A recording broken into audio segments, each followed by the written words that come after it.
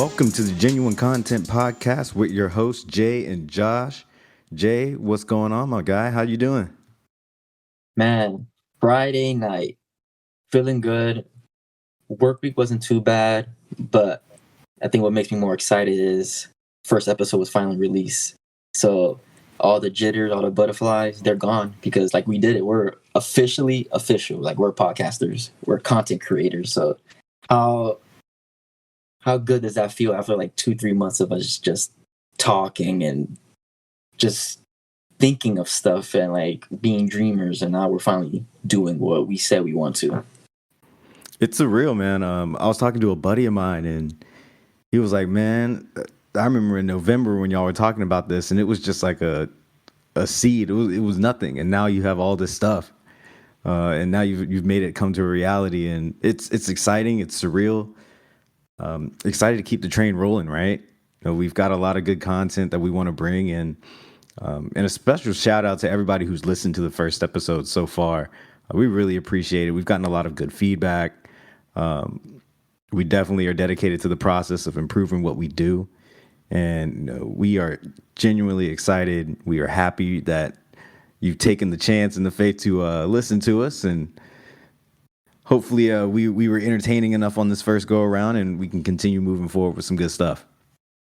Yeah, man, and not even to toot our own horn or anything, but I was surprised actually of the amount of positive feedback we got. Like we never done this. We did a lot of practice, and yeah, maybe like a handful of people heard our practice runs or anything, but to for like the amount of people that at least we saw heard it and told us their feedback on it and their critiques and such. Like it just makes me feel a little bit better because it's like, okay, like I've done it.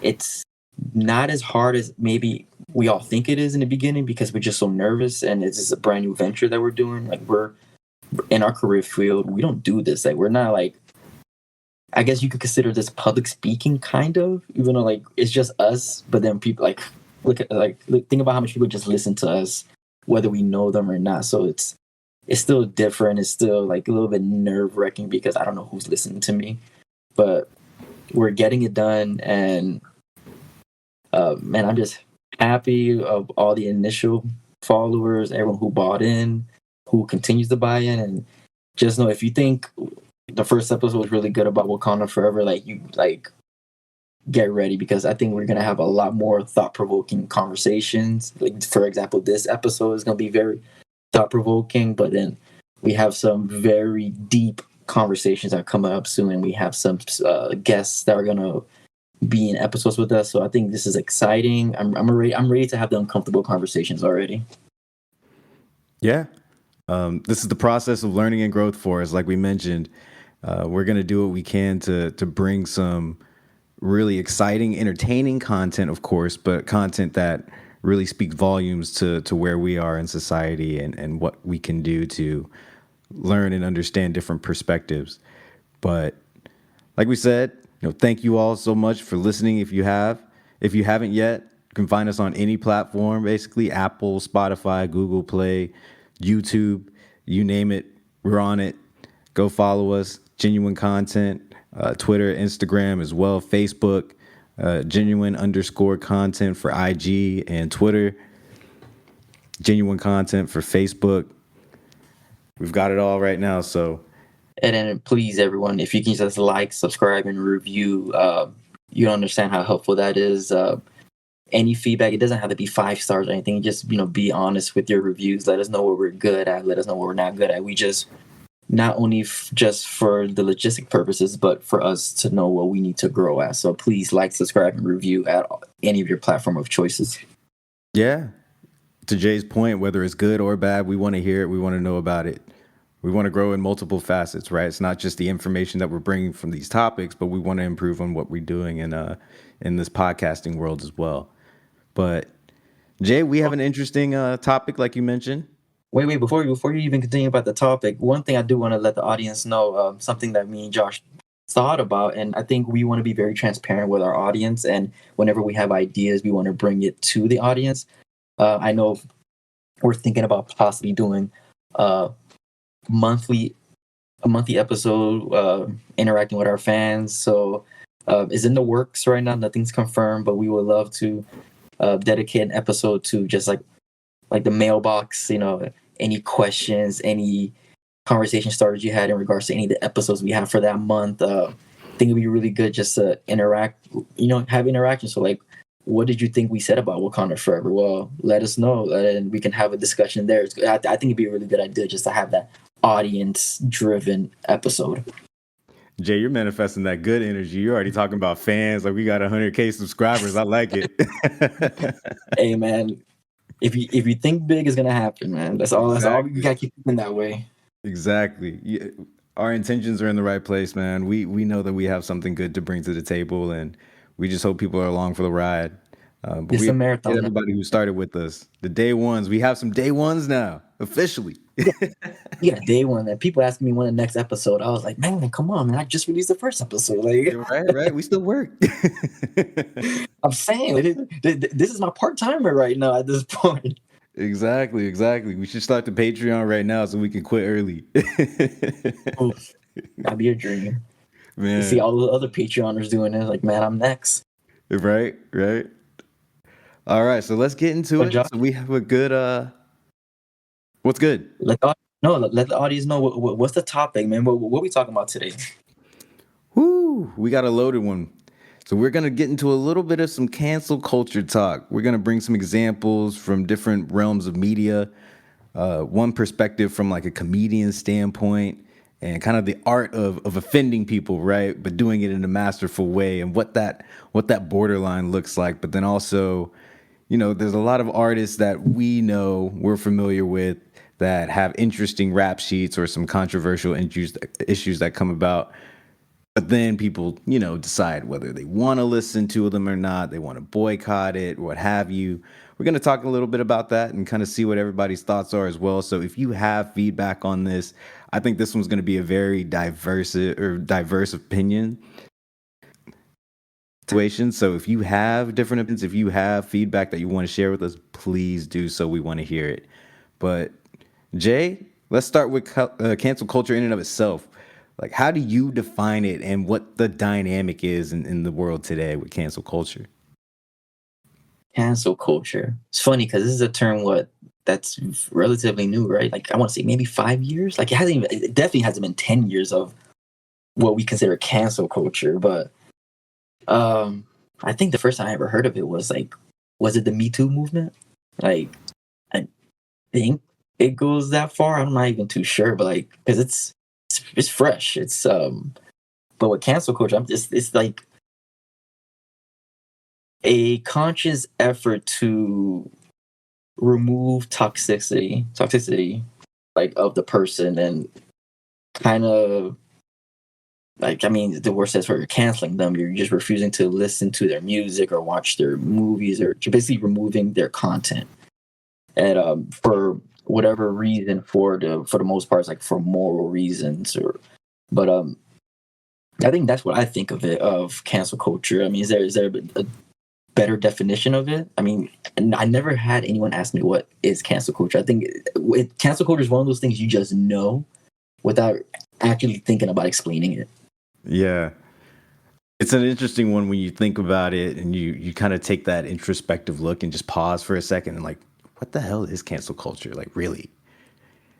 The way I've always seen it is like you have somebody with a particular status or celebrity, a platform, if you will, and whether it's through their actions or what they have said, what they've done, you have a group of people now who are trying to rid them of that celebrity status or that platform that they have because of what they've done. Whether it's controversial, whether it's a moral standpoint, kind of to what you mentioned, or whether it's offensive to a particular group of people, whatever status they had, people feel like they should not be in a position to maintain or keep that status or elevate it moving forward. In a lot of ways, I think early on it was about accountability, but now it's kind of shifted to a That's the word. opinionated deal. I was thinking about that. It's about accountability. That's what cancel culture is. That's the best way to kind of sum it up. Yes, sir, man. I think I mean, and to the point about the origins, right? I do think the Me Too movement probably elevated that term of cancel culture. I don't think it may not have been cancel culture at that point, but that was definitely like a mass wave of intentional cancellations, if you will. It And in a resulted. lot of ways, It probably led not to it. even enough. No, yeah, because you think about it, it led to it. At least if it didn't start it, because like think about when you think about the Me Too movement, like how many like directors or celebrity or anyone like in the film industry who got caught up in Me Too, and we know a lot of the masses decided we're not gonna watch their stuff anymore. So if like it's like that, like Me Too led into what cancel culture is, because now like um think about what Kevin Spacey, how many people no one talks about him anymore, right? Think about what Kevin Spacey, how high he was with House of Cards. House of Cards was such a big deal on Netflix. I loved House of Cards. Oh yeah, that series was huge. Wasn't House of Cards, if it's not, is one of, I think, either the first one or maybe one of three of Netflix original TV shows. I think it was like that. Ooh. Was it that and Orange is the New Black? I want to say it was like a group of them, but like House of Cards started, and when Netflix was such a novel idea, like no one like was watching like Netflix own stuff, right? But not it's not like now if you go on Netflix, there's so many just Netflix only shows or Netflix only movies. But like I feel like they started with that. And Kevin Spacey, he was a household name. He's been acting for years, and then whatever happened with him with the Me Too movement, you haven't heard from him. I remember there was a movie he was in, and I want to say it was maybe Oscar, like it was an Oscar worthy performance, and I think there's like a deadline, there's a cutoff for when a movie can be submitted to the Oscars for like to be at least to be considered for an award. And the whole Me Too thing happened with him, and they removed him from the movie, and they recasted him, and they reshot the whole movie just to make it on time, just so it can make that cutoff for that. Sheesh. And even with House of Cards, like I remember, like on they basically gave it one more season, killed off his character, and the show ended kind of abruptly, and like he got canceled. Like that's like successful canceling. Basically, and to your point about accountability, right? It stinks that they still had to go through extreme lengths to kind of gracefully bow out. But at the same time, I guess, people have their agendas and things to be done in certain ways for tact. But Yeah, if a real cancellation would have just been yanking him up out of there. yeah. I don't think anyone got yanked up just like that. Not that fast. Fair enough. But I mean, cancel culture for the most part, I think when it started, it was good because it was like you said, it was about accountability. Now, cancel culture, I feel like has hit that blurred line, and I think this is where we're gonna go into like kind of the people like that we want to speak about. Like before, it was you're accountable for you did something immoral, you did something wrong, you did something like you abuse of power, and now it's like, man, you said one bad thing, and you apologize for it sincerely, but I'm still gonna cancel you. So it's like, man, like it's like we almost joke around with each other in our group chat. It's like, man, you don't get canceled. You keep talking like that. Like it's just because it's like Oh yeah. it's bad because like you really have to, and of course we should all be mindful of what we're saying. But like it's like you gotta be mindful with with everything. It's like, what can I not get canceled for? Even if it's my opinion and maybe I keep it to myself, it's cancel worthy. It's kind of dangerous, really. Yeah, I think it creates a dynamic where people are almost scared to make mistakes, right? Because like if you do, then whatever trajectory you had in your life is immediately deterred Oh, or just gone. you remember the Kevin Hart situation? Nah, talk to me. Man, Kevin Hart. This was, I think he was the host for like, I think he was the host for the Oscars, and man, he said like he tweeted something a while ago. Maybe it was a transphobic tweet or it was something like that. I don't know. You got to remember, like when Kevin Hart tweeted this, like maybe 10 years ago, 10, 15 years ago, it was a different time. And people, I think what a lot of people don't realize is like you're not taking that into perspective sometimes. Like there was a difference in what you can say 10, 15 years ago than to what you can say now. And he said something, I forgot what it was, that many found offensive. He did apologize for it at the time. He's like, okay, I get it. And then Oh, they wanted I think I him. remember what you were talking about. It was the Oscars, And right? That he was yes, supposed to host, but he said something. I believe it might have been homophobic. yeah, I think that's what it was. It was something. It was something with the LGBT community. But he apologized for it at the time. And then it was a whole thing. He was like, I'm not gonna apologize again. Like, you went back 10 years ago, found a tweet that I apologized for, and you're gonna try to cancel me again for that? Like, come on. Like, you see, like I think that's where it's like it's dangerous because like when you watch stuff, like if you're gonna watch old movies and stuff, like I feel like you always have to put it into context. Like this was something in the 90s. The 90s are very different than the 2010s and 2020s. Whether I mean, yeah, it's probably not right. It's not right with the the jokes or like anything like that. But it was a product of its time, and we just at this point we just acknowledge it and understand we do better. But it's people are like really trying to force accountability, and it's again this really becomes dangerous because if I said something as a 15-year-old and I'm 31 years old, you're gonna cancel me because I was a child growing. I'm not the same person then that I am now. I think that's fair in a lot of situations, but there can be some where probably not. Like, I think one that was kind of controversial was the Jerry Jones one when he was 15 or something like that, like a sophomore in high school, and Yeah, integration was coming into play. You've seen that photo? I think the real issue with it is he lied about it. That's what I'm saying. So like the accountability part of it and the movement to, I guess, cancel him or raise awareness to that issue is in a lot of ways legitimate, right? But even though it's shoot, he's probably like 70 something, 80 something at that moment, but still, it represents a lot on the back end. Yeah. No, I think with the Jerry Jones thing, not excusing him or anything like that. If he was probably raised one way, so maybe he thought that was okay. But as an elder at this point, I think if he would have just not lied about that and said, you know what, my behavior then is not indicative of my behavior now. I'm such a different person. I don't have those views. I think that's different. But he lied. Like he was like, no, I wasn't part of that. That's not me. Like he was lying. We all Yeah. knew that. And to add some context behind this to anyone listening, Jerry Jones is the owner of the Dallas Cowboys. And recently, a photo surfaced of him when he was like a sophomore in high school, something along those lines. And this was during integration, so that tells you how old he is.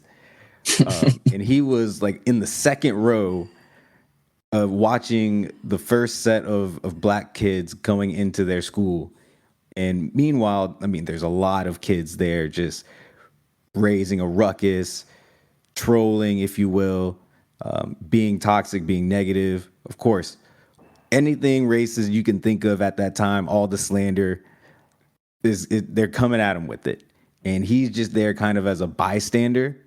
But it's hard to tell whether or not it's just out of curiosity or whether he is, literally about the criticism or about the toxicity, about the shenanigans that were going on. And so obviously this photo resurfaces and people are really not just taken aback by it, but it almost represents this thing of, okay, that explains a lot when it comes to some of Jerry Jones's ideologies, when it comes to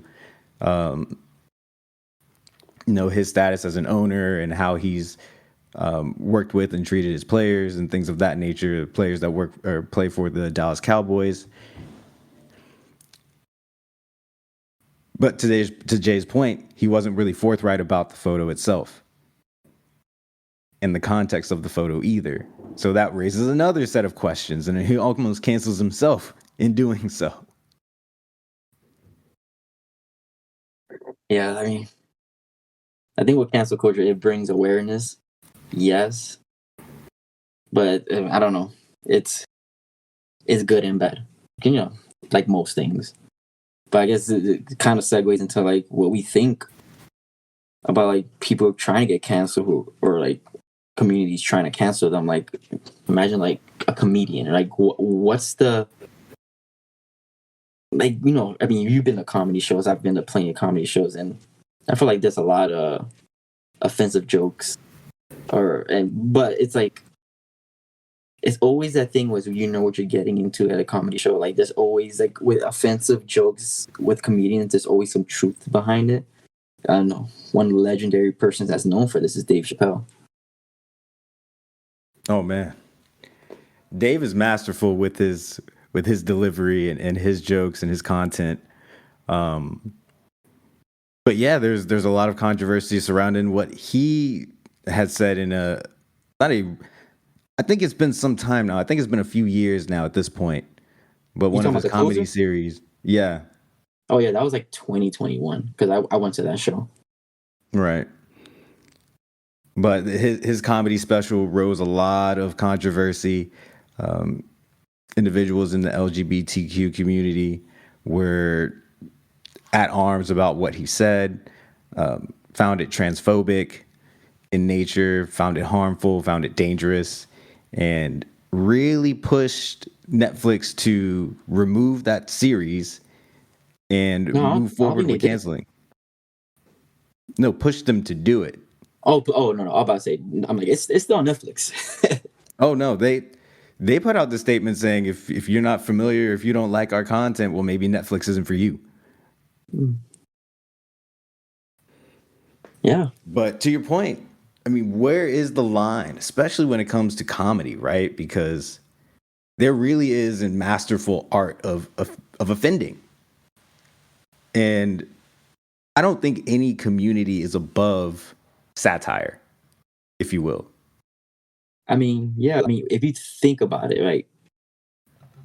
I mean, you've seen the closer, right? I'm not going deep into it, but you've seen it, right? Yeah, and that snippet several Yeah. times. So okay, so I've seen the closer twice already. One in person, one on Netflix.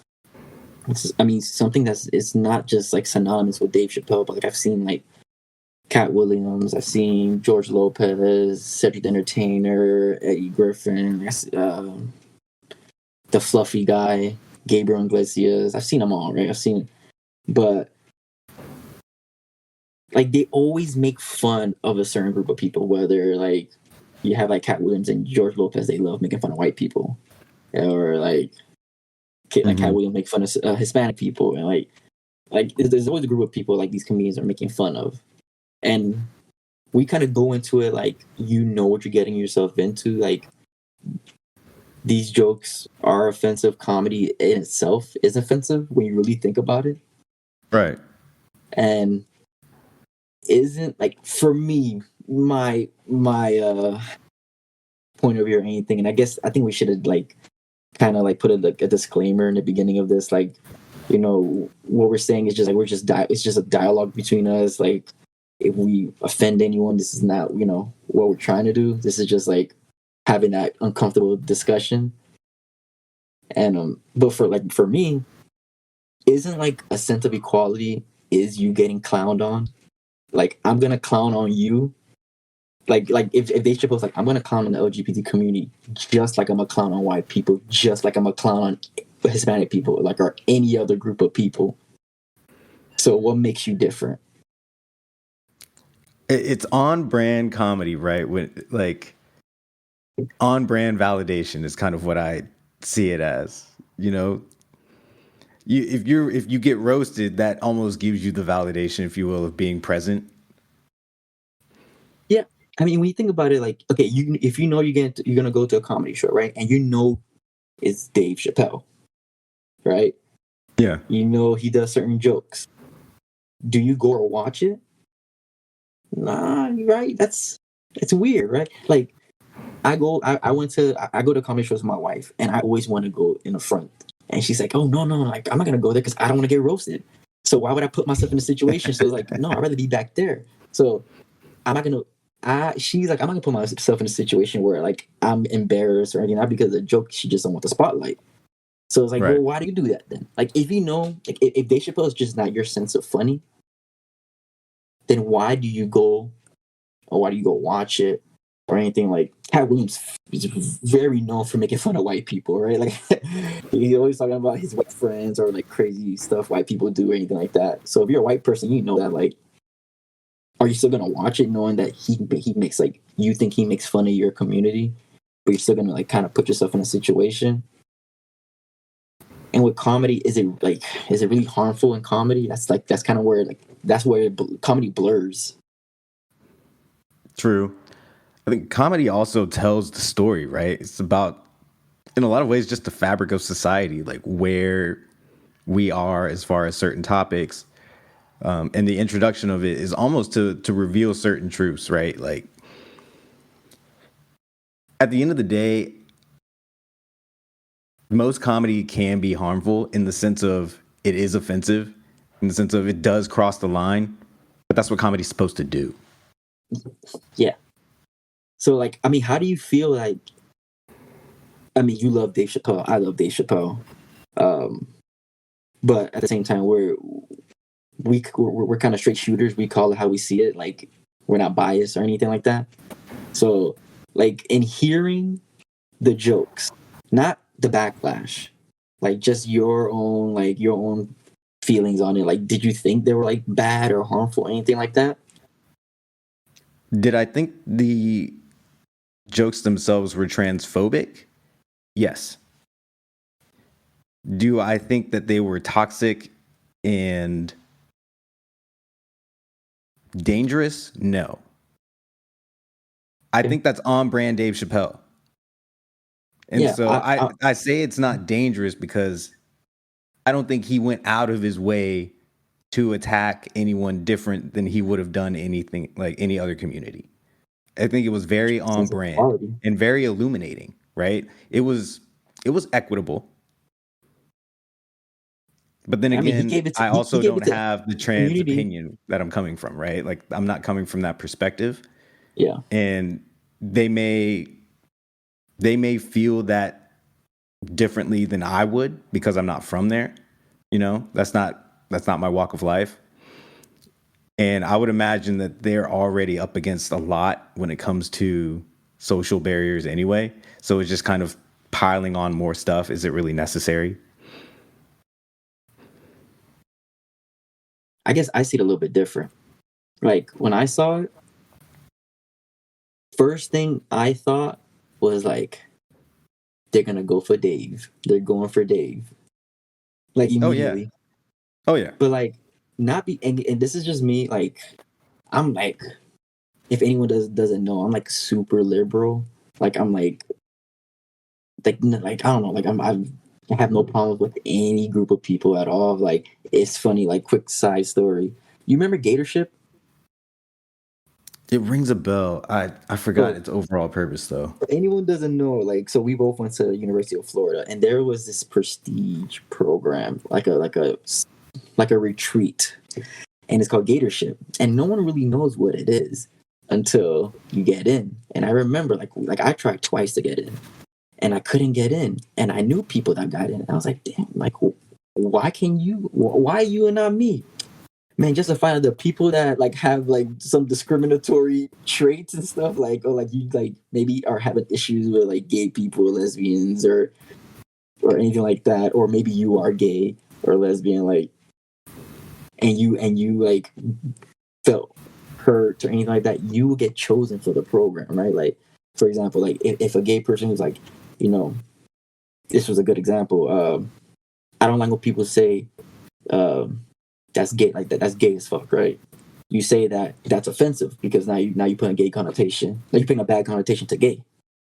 So you Hmm. have someone like that, and then you have someone the opposite who would say stuff like that, and you kind of put them so you get the understanding of why um, kind of drop all the hate and stuff and like just grow together as a community. And it's you wouldn't know that until you get in the program. And I tried twice. I'm like, well, why couldn't I get in the program? I find out what it was. I'm like, that's why, because I'm open. I'm super open. I don't care about like I don't care about any of that. Like none of that bothers me. Like so like I go into saying that because like again I'm really liberal in regards to that thinking. So like when Dave said those jokes, I'm like, okay, at least my definition of transphobic, I don't think they were transphobic because in my opinion, I don't think they were harmful. I think they were the same quality of jokes he would do to a different group of people. Like I don't think he does like when he talks about white people, black people, Hispanic people, I don't consider those racist jokes.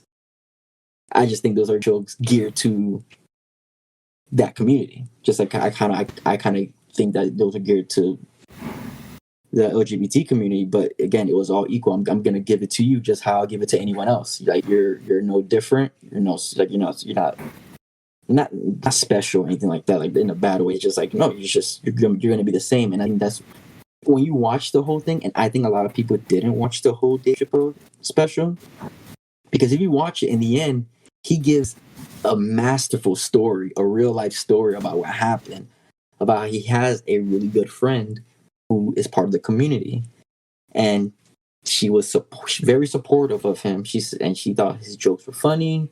They didn't think they were transphobic, anything like that. When this is where cancel culture gets a little dangerous, like I was saying earlier.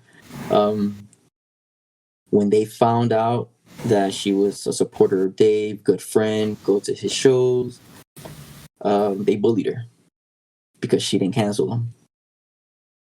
Bullied her to the point where she committed suicide.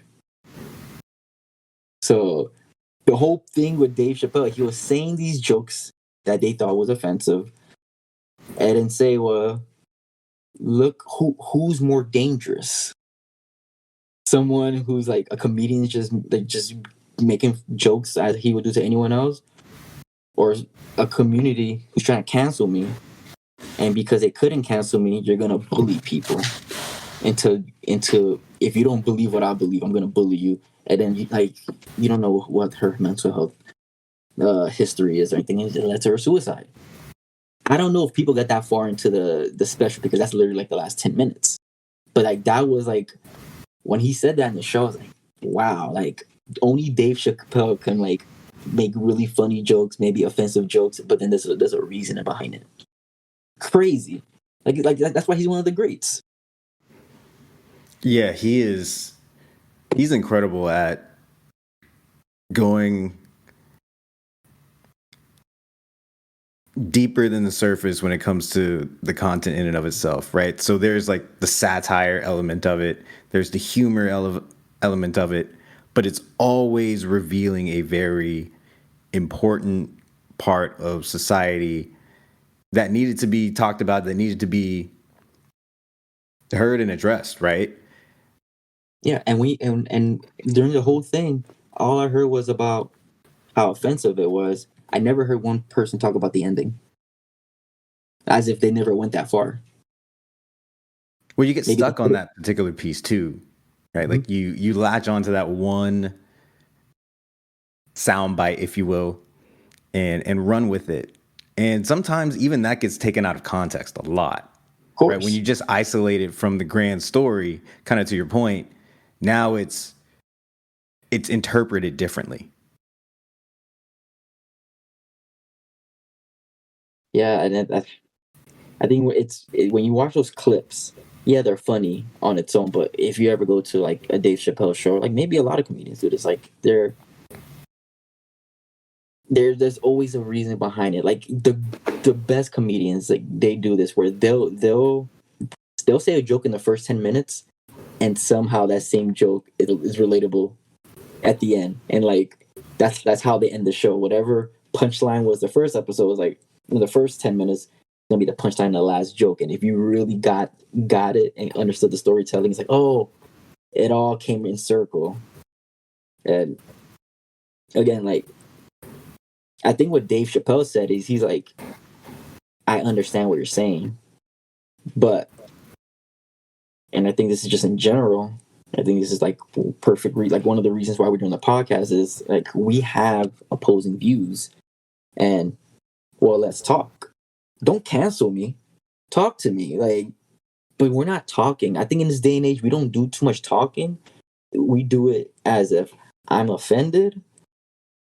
I'm gonna cancel you. I'm gonna make you accountable. I'm gonna cancel you, and that's it. Like as if we just can't grow as people. What if Dave Chappelle was like, okay, well, maybe I was wrong, and maybe I took it too far and such, and whatever. And let's have some dialogue. People didn't even give him the opportunity. I mean, he's stubborn. He has his own point of view, but everyone does.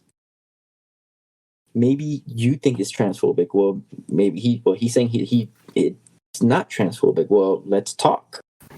Let's see if we can come to a common ground. Maybe we can. But I think this day and age, we just don't talk enough. Period. We're just it's I don't know. I don't even want to say anything for me to offend someone. Like as if I'm going to get canceled for saying something wrong. It's a tricky dynamic nowadays, right? I think at the end of the day, most people, there's a respect thing to it, right? If you're coming from a place that is humble and you want to learn or you want to grow as a person, you're empathetic to somebody else's situation, whatever it is. Normally it can be, normally it's internalized, or normally people can read that and kind of go from there. But I think in a lot of ways, some of the toxicity that leads to cancellation is about intent. When it's seemingly rooted in something that is negative or disgust or prejudice, something along those lines, right? Then people kind of go and take that next step towards accountability. But I mean, there's other instances where cancel culture kind of exists, right? It's not just in the comedian world. Yeah, but Josh, before you go, I just want to bring this up. This is just a question. This is not for you, just for like the audience. Like, hopefully, you guys DM us or give us thought-provoking questions or dialogue and such. Can you cancel somebody if they don't have the same belief as you? Meaning, I liked the Dave Chappelle special. Thought it was really funny. I didn't think the jokes were offensive. I really liked it. But maybe people who are part of the community find it offensive, and they're mad that I didn't cancel them. I didn't support them because of that, because maybe I just think different. So can I get canceled for that? Like, is that something cancelable?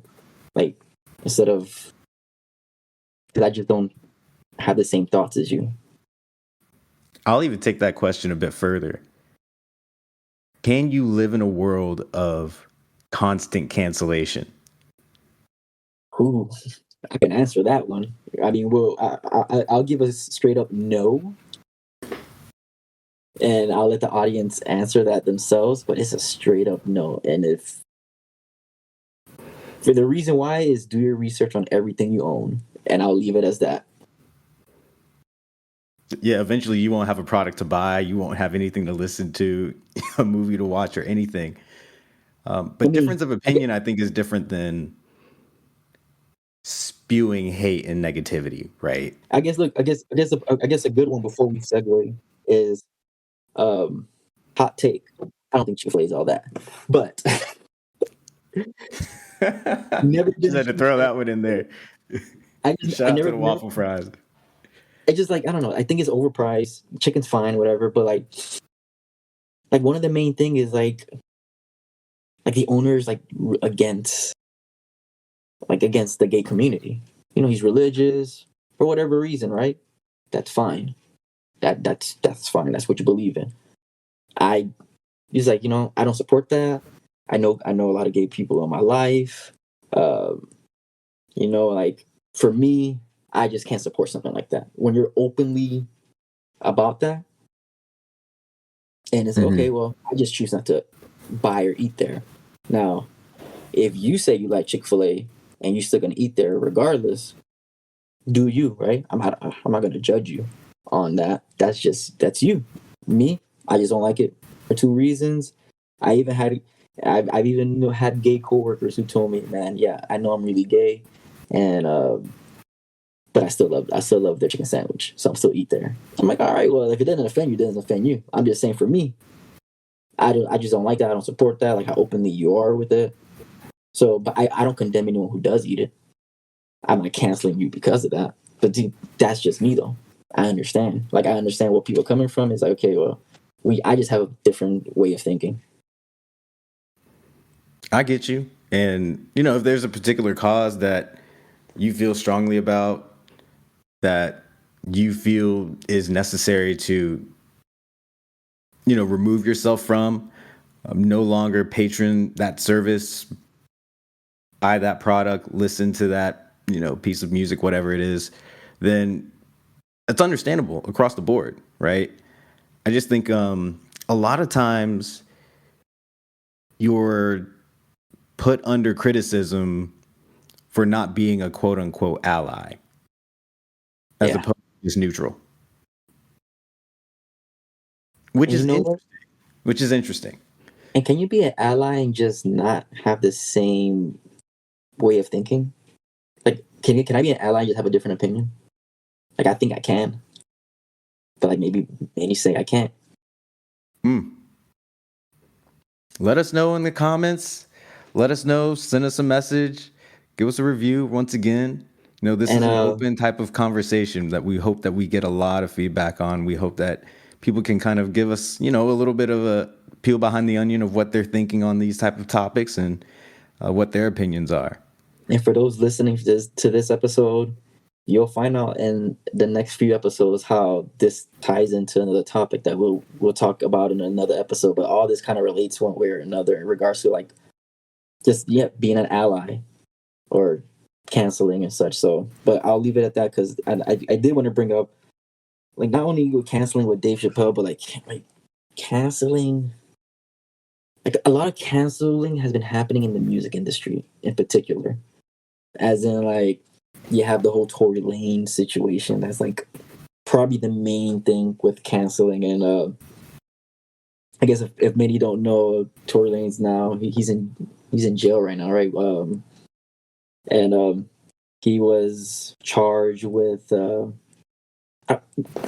he was charged for like owning a gun and stuff. I don't think he was charged for like, or he was found guilty of shooting Megan. Is that correct? Megan Thee Stallion. I know he got charged. He got definitely found guilty with the gun charges. Yeah.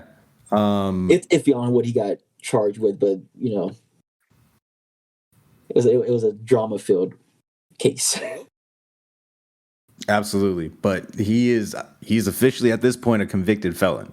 So and he was convicted for, just got to it, assault with a semi-automatic weapon, carrying a loaded, unregistered firearm in a vehicle, and discharge of a firearm with gross negligence. So that's some pretty loaded stuff. Yeah. So I just remember with the whole Tory Lanez thing, it was you know, he was accused of shooting Megan in her foot. She went to the hospital. There's a lot of dispute on the legitimacy of whatever happened that night. And I'm not even going to speculate myself because even though he was found guilty on these charges, fact remains that we don't know what happened. So I'm not even going to go into all that. But I just remember the whole thing where I'm a fan. I'm a huge fan of Tory Lanez. I love Tory Lanez. I've been a fan of his since like 2012, like when Chicks Tape 3 came out. If people don't like, quick history, Chicks Tape is a mixtape that Tory Lanez, a series of mixtapes in where he samples classic R&B songs, 90s, 2000 songs. He makes it his own. That's how I found him. Been following him ever since. And like I think when all this came out, this was around the time like he released like Chicks Tape 5, which is like still on my rotation at this point. And this happened, and I remember like the whole thing was, well, you know, we need to support our black women. Like we can't support violence against black women. I totally get that. My whole thing was I just don't know the truth. Not saying I'm not saying he did or didn't do it. I'm not saying Megan lied, Megan didn't lie. I don't know. Like no one knows. So it's like, you know what? You know, innocent until proven guilty. Until I know anything, I'm still okay with listening to Tory. A lot of people were like against it. You were one of them for a good majority of the time. You were one of them. Every time me and my cousin would in our group chat would joke around like, "Yo, this Chicks Take Five. We got the your body with Pretty Ricky. You got Crying Out for Me, Mario. Like all this crazy song." And he's like, "No, like you're all about canceling Tory for a good minute." And like it was a joke. Like I remember we joked around. I respected like whatever. You just if you didn't want to listen to, you want to listen to it. It was like a joke because you loved Tory at one point too. And but it's like you at one point canceled him. Yeah, that was a very precarious time. I think when it came to the violence nature of it, I've had family who have undergone like instances of domestic violence, and so that while it's not necessarily domestic violence, it's on a very similar, I would say, continuum, if you will, and so I that would kind say of resonated with me a little bit. What was that? I would say it's domestic violence because I mean, male, like someone in a relationship, it was alleged that he shot her. I would say that. Yeah, so it's in the same realm, if you will. So that issue in and of itself kind of speaks home to me, if you will. So it was Mhm. that was a little bit tricky for me because obviously you try not to read headlines just to get your full scope of information, but it just seemed at the time that there was so much unclear about the situation. Like a lot of he say, she say, and it got to the point where it's just like I'm assuming that the truth is somewhere in the middle. And the middle is Mhm. not good. Yeah, But then it kind of raises the question, right? Like, can you separate the artist from the art? that's the conundrum that we all face into this. But before we go, that did you have an issue where like some of us still listen to Tory at the time, even though you weren't listening to him? Not really. Like I didn't judge anybody for continuing to listen, if that's what you mean. Like I didn't Hmm. have a problem for it. I didn't have a problem with it. It just wasn't going to be my thing. Yeah. Yeah. Well, that's your thing now.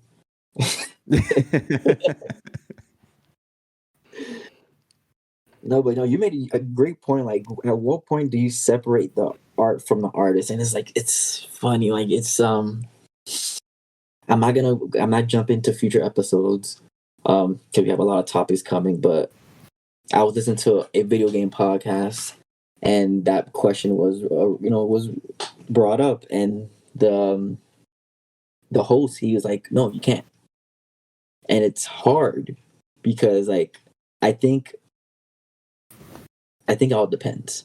It really depends on the situation. One, like it really depends on the nature of of what the allegations are or what really happened. Not even allegations to whatever.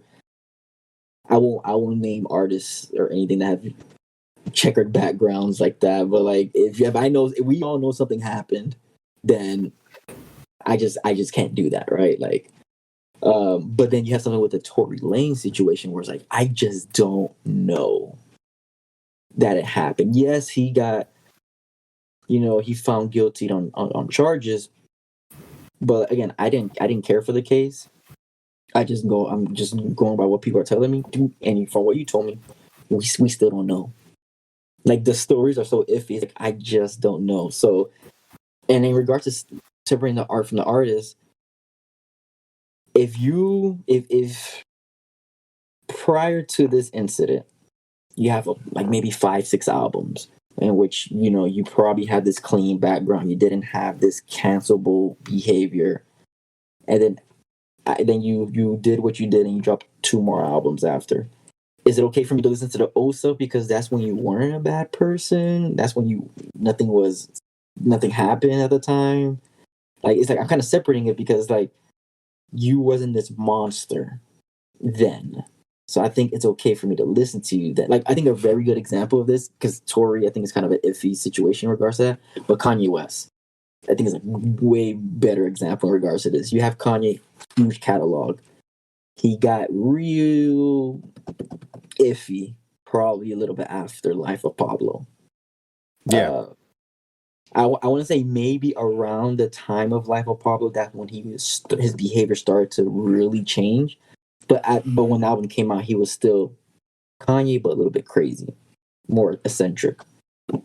But now it's like you have like Donda 2, you have what's the album? Jesus is God. That's his other one, the gospel album. Yeah, I know what you're talking about. You have Yay. Yeah, you have Kitsy Ghost with Kid Cudi. So it's like you have all these things where his bipolar really became an issue, and he says some very reckless things. Like I know it was like I didn't not that we're defending Dave Chappelle, but we understood stuff. Like we understood like in the realm of comedy. But with Kanye, you could like it was like no way I could defend.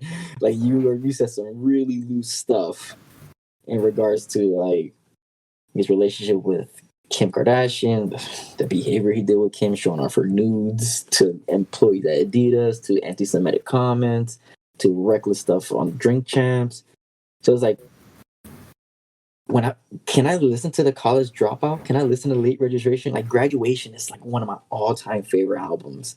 Can I not listen to 808 and Heartbreaks? Like this was Kanye before anything, right? Like this is Kanye the genius, and I respected him even more after the Kanye documentary last year. It's like he's such a musical genius, but he's such a bad person now. Like, so can I separate it? It's like I'm trying to separate it. Like I think I could.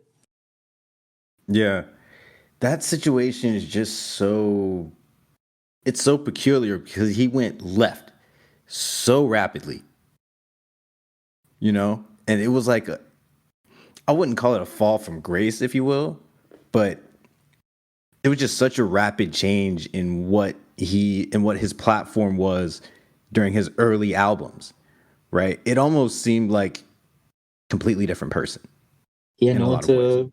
no one to put him accountable. His mom. Unfortunately, sad bad as it sounds, like we all noticed that everything changed with him after his mom passed. She kept him Yeah. accountable. She kept him grounded, and you can see that in the documentary. Trauma, man. I mean, at the end of the day, that word can, that impact that trauma can have on somebody completely change their life. I don't know if I canceled Kanye though. I think when it came from a musical standpoint, maybe it was a result of kind of what he was going through, but I just found the quality of his music not the same as like My Dark Twisted Fantasy. And so Last great album. yeah. So for me it was just like I didn't necessarily cancel him from a moral standpoint. It was just more like I mean his older stuff was just so much better. Yeah, yeah. His newer stuff is like they're like hit or miss. Like it's like, for example, Donda. I have a thing against long albums. Like that's like I'm real biased. So if his album's like over 20 songs, like I almost like immediately hate you, but I still give it a chance. The attention But it's span like thing. Like I can't listen to all that. I ain't got time.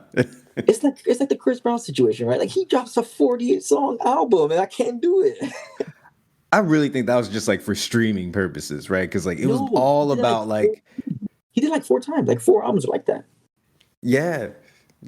Because like now you have like 50 streams at least to go through the whole Yeah, album, right? Like I guess yeah, it works for like the Apple numbers or of how course. Spotify works now. But with Kanye, it's like yeah, his music are hit or miss. Like he can be great when he wants to, but like, do you even listen to his like some of his new stuff? Like, there's some good stuff on Donda. Do you still listen to some of his new stuff or his features, even though he's like anti-Semitic?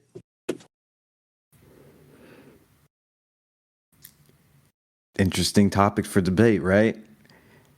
I mean, I, this podcast is a safe space. Like, I'm not judging you. No one's judging you. None of us can judge each other. It's just like it's like there's no right or wrong answer. It's just like we're up for discussion. We like you said, we're trying to grow.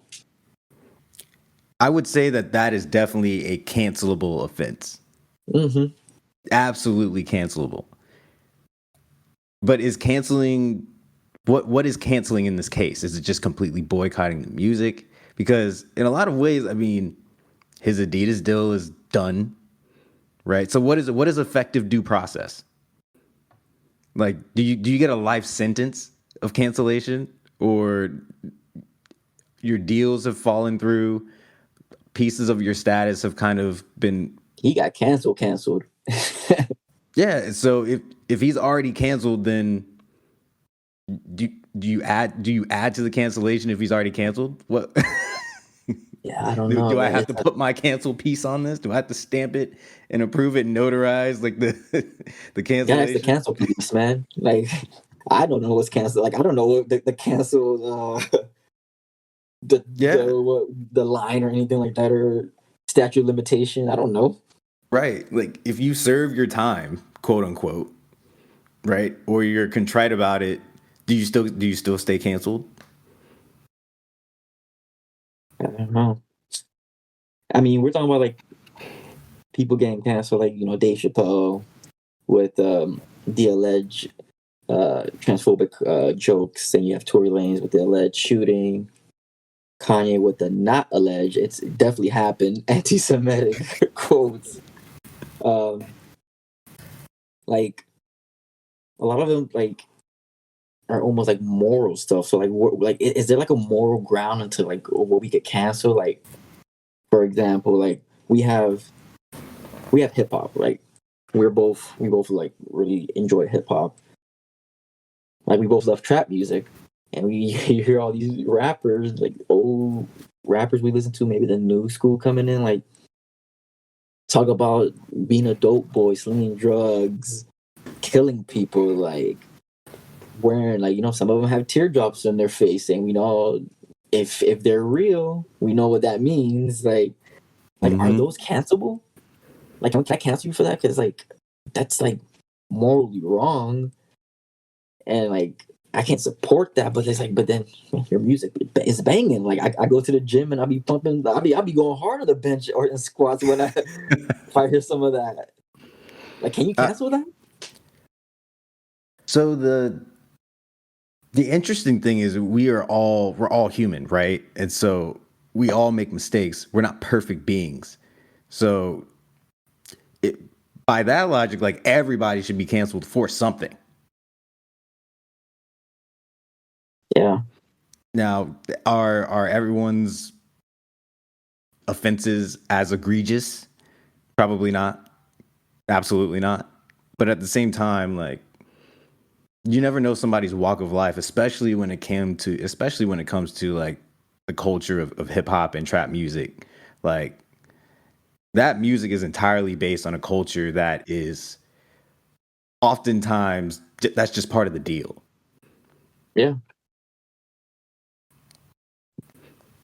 And I think what sucks is like there's no rule book to this. Like we said in the beginning, like this is like a relatively new thing. Maybe 10 years max, and is what can and can't you get canceled for?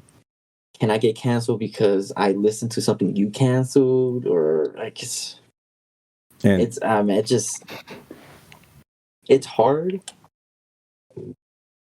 It's hard without discussion because like if we just talked, I feel like that makes half of our problems yeah, either solved or just understanding, and there's less issues. Is just I think the problem with with cancel culture is the danger thing. We keep alluding to danger. It's like you can ruin someone's life essentially for like you can like imagine like you on MySpace and you said something on MySpace in high school. Imagine if someone pulled that up and it's like, you know what, I don't agree with this. We're gonna cancel you. We're gonna do all this, and you lose your job. That's that's cancel culture, but that's in a smaller scale, not with celebrities or anything. Just talk about us. Like we can lose our livelihood in regards to cancel culture instead of just talking to us like, hey, why did you say that as a 14-year-old? You know, why this? Like, instead of, and you could be like, well, man, I was just a stupid 14-year-old. Doesn't excuse my actions. I'm a better person for it. That's not a reflection of who I am. Same verbiage everyone's kind of is coming up with when you said something as a kid. But it's just dangerous because for something that started out as accountability became almost a weapon. Like cancel culture is a weapon at this point. If I threaten you with cancel culture, you start sweating because you're thinking about like you can lose it all. You telling me I'm gonna lose my really good job, and if I lose my job, I can't pay my mortgage. I'm gonna lose my house. I got too much to lose, and you're like willing to throw me under the bus essentially because of something I was, not who I am now. If Yeah, that's not who you are now. If that's not who you are now. But I mean, but like the whole Kevin Hart situation, that was him in the past, and he apologized, but they still try to cancel him because he didn't want to apologize again. He's like, but why? Why do I do it again? Yeah, that might just be really a social media thing, right? Because now it's fresh in the news, it's fresh in the headlines, tabloids, what have you. Because people weren't around or nearly cognizant of the first iteration of it, like the first apology, you almost expect like for PR purposes to kind of go through that and be, at least reflect upon like what's transpired from point A to point B or time A to time B. Like if he had a PR person, they let him down big. I don't think so because if I'm gonna just use me as an example. If I get into an argument with my wife and I said I'm sorry, and then a week or 2 weeks later you're gonna bring the same thing up that we argued about that I apologize for, I'm not apologizing again. I said I was sorry. I regretted my action. I understood, what I did was wrong and such. I apologize. Why do I gotta keep apologizing? If I was sincere the first time, now you're just taking advantage of me. Now you're just exploiting me. So I want to make clear. So I'm not saying you have to apologize the second time. What I'm saying is address the comment, right? Address the perceived cancellation. Not necessarily get in front of it, but you could easily reflect upon like literally like everything that's transpired, at least as far as that particular comment, your stance from time A to time B, and you can demonstrate that that's just not the type of person you are. Then if you do that, everybody else still cancels you, well then it is what it is. Like I'm not saying that it's justice or it's due process, but there's a certain point in time where you can't care about the opinion of somebody else, no, yeah, right? but You just have to live your life. but then it's gonna go like for Kevin Hart, for example. Just he apologized again, or he did damage, like he cleaned up duty. This what happened in 5-10 years? You remember when Kevin Hart said this, or when he tweeted this? It's like, oh, what the heck, man? Well, that's gonna Like happen.